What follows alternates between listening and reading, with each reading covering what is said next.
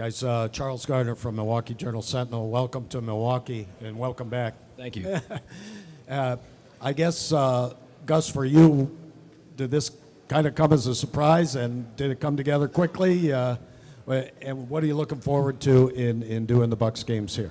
Well, it came to me as if it was Christmas Day, you know, and it came out of nowhere, which made it even more incredible.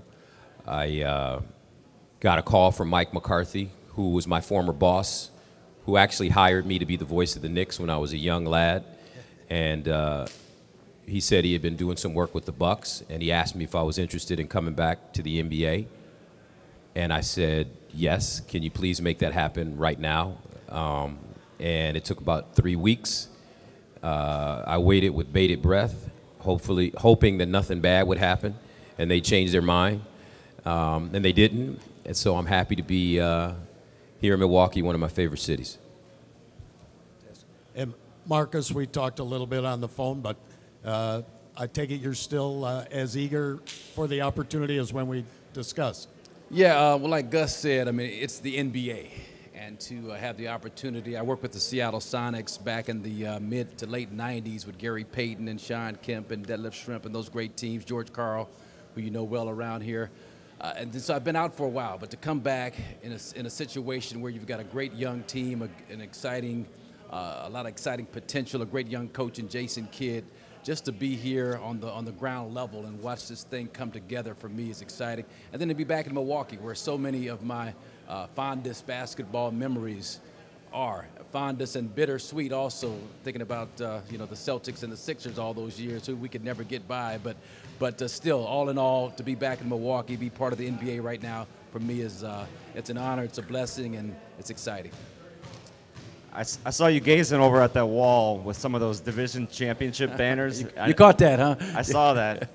How much more meaningful does it mean to be with the Milwaukee Bucks organization, and would you have jumped at an opportunity to go to a different NBA team?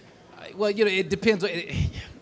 It would be dishonest of me to say, well, if the Lakers or the Clippers would have come along, two teams based out of Los Angeles. But other than that, I mean, this was the one franchise for me that represented so much. And you talked about me watching and looking at the championship banners from the Central to the Mid. I think we started out in the Midwest and then changed over into the Eastern Conference a year after that. No, it's a lot of great memories. And again, it's more than just that, though. If this was a team that that I thought was not going to have the kind of future that this team has, it'd be a different scenario. I mean, this team's future is so bright right now, and it's so exciting with the new ownership and everything that's involved in it, the new arena coming up. So many things going on right now that just to be a part of that was something that I couldn't turn down. It was just too attractive to turn down. And then working with this dude, working with this guy who I've always felt was like one of the best in the business. I told him this before, watching UCLA Gonzaga back in '06, I think it was, and whenever that was, when the UCLA came back, and his call was like one of the all-time greatest calls of all time. So I've always been a big fan of his, and just the opportunity to pair with Gus Johnson, Jim Paschke, also a longtime Bucks announcer, again, that factored into the equation too. Gus, what do you think of this Bucks team? You've looked at Giannis and some of the young players they got, and I take it that had to be a little factor in your decision, that you thought this was an exciting team to describe. It's I just, you know, it's strange what happens in life. I was watching the playoffs because I do so much college basketball, and because I'm darting around and I live in New York, and you know, the Knicks haven't been great, so it's kind of hard watching them sometimes. Well, this last couple of years, because they're redoing things. So I had gotten off the track of watching the NBA like I had normally watched in the past, but I ended up watching the playoffs a lot, and I watched the Chicago-Milwaukee series, and it was eye-opening because I hadn't really seen Milwaukee. And I'm looking at these players. I'm looking at how they're competing with the Bulls. I see Henson and Joakim Noah almost got into a fight, and that got me fired up. I was like, oh, okay, these guys have some talent. And then when you consider that Jabari Parker wasn't there, and the Bucks won 41 games, they finished 6th. They lost in 6, but they played them tough. And I was just saying to myself, boy, I tell you, man, this team has an opportunity to be good. They have a lot of great young players. A lot of these players that You know, I covered when they were in college. O.J. Mayo, when he was at SC, was just a wonderful player. Henson, big, tall, long guy at North Carolina. So a number of these guys I've seen over the years, and looking back at that playoff series, and now sitting here with you guys, I mean, it's just the coolest thing in the world. And then, as he mentioned, having the chance to work with Marques Johnson, we've already got our nickname together, you know, Johnson & Johnson, LLC, you know.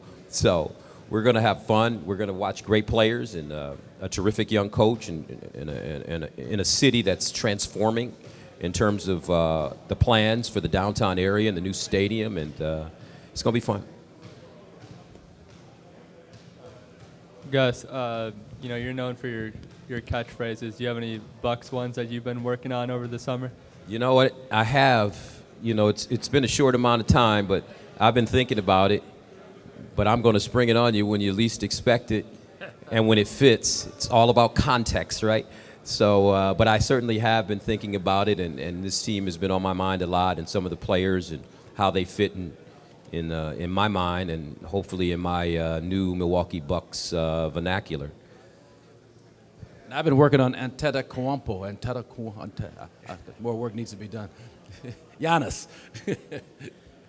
You were part of the green and growing movement that the Bucks youth movement had in the early to mid '80s.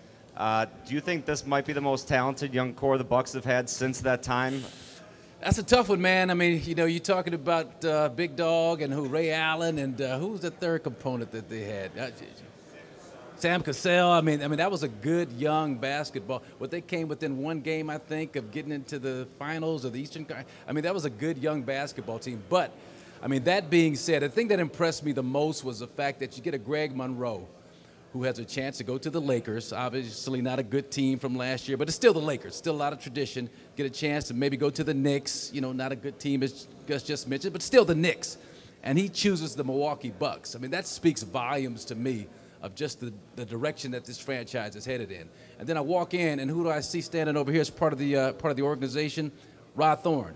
And so when you look at what's going on here in Milwaukee, it's something special. It reminds me of those teams in 1977, my rookie year, when we had 5 or 6 rookies on that team, myself and Ken Benson and Ernie Grunfeld and that whole crew, Quinn Buckner, Junior Bridgman, all these young players, Brian Winters. It reminds me of something that's about to develop into something special. And I thought we were a special unit. We won 60 games one year, division championships, again, almost got to the NBA Finals if it weren't for Larry Bird or Dr. J, which is nothing to hang your head about. And so I get that sense here with this young team and the momentum that's building and the enthusiasm, the energy around this building. I mean, it's electric. So yeah, definitely, I feel a lot of similarities between the two eras.